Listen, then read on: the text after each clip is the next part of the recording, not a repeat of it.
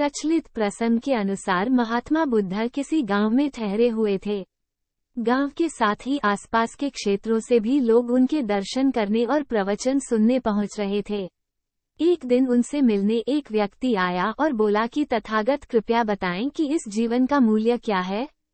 बुद्ध ने उस आदमी को एक पत्थर दिया और कहा कि पहले इस पत्थर की कीमत मालूम करके आओ, फिर मैं तुम्हारे प्रश्न का उत्तर देता हूँ।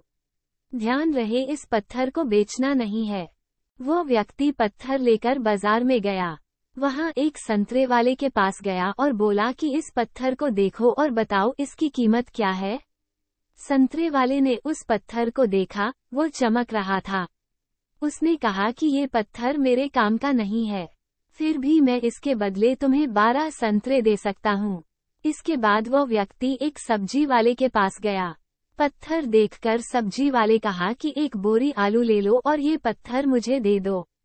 इसके बाद वो व्यक्ति पत्थर लेकर एक सुनार के पास गया और उसे पत्थर दिखाया। सुनार ने पत्थर देखा और कहा कि इस पत्थर के बदले मैं तुम्हें 1000 स्वर्ण मुद्राएं दे सकता हूँ। उस व्यक्ति ने पत्थर बेचने से मना कर दिया तो सुनार बोला कि मैं तुम्हें 1000 स्वर्ण मुद्राएं देता हूँ, ये मुझे दे दो। इसके बाद भी व्यक्ति पत्थर बेचने के लिए तैयार नहीं हुआ तो सुनार ने कहा कि तुम इसकी जो कीमत मांगोगे, मैं दे सकता हूँ। उस व्यक्ति ने कहा कि इस पत्थर को मैं बेच नहीं सकता, मुझे सिर्फ इसकी कीमत मालूम करनी है। सुनार के बाद वो व्यक्ति एक जौहरी के पास गया और पत्थर दिखाया। जौहरी ने जब उस पत्थर को देखा तो वो बोला कि ये तो अनमोल रत्न है। वो व्यक्ति हैरान हो गया। इसके बाद वो बुद्ध के पास लौट आया, उन्हें सारी बात बता दी और पूछा कि अब बताएं जीवन का मूल्य क्या है। बुद्ध ने कहा कि संतरे वाले ने इस पत्थर की कीमत 12 संतरे लगाई, सब्जी वाले ने एक बोरी आलू, सुनार ने 4000 स्वर्ण मुद्राएं और जौहरी ने इसे अनमोल बताया।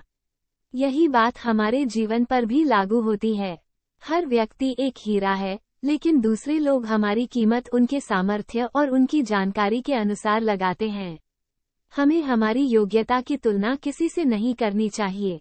योग्यता की कीमत हमें स्वयं लगानी चाहिए, क्योंकि कोई दूसरा व्यक्ति उसकी सही कीमत नहीं लगा पाएगा।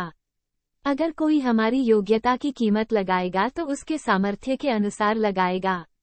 इसलिए कभी भी खुद को दूसरों से कम नहीं समझना चाहिए। देखने के लिए धन्यवाद। कृपया मेरे चैनल को लाइक, शेयर और सब्सक्राइब करें।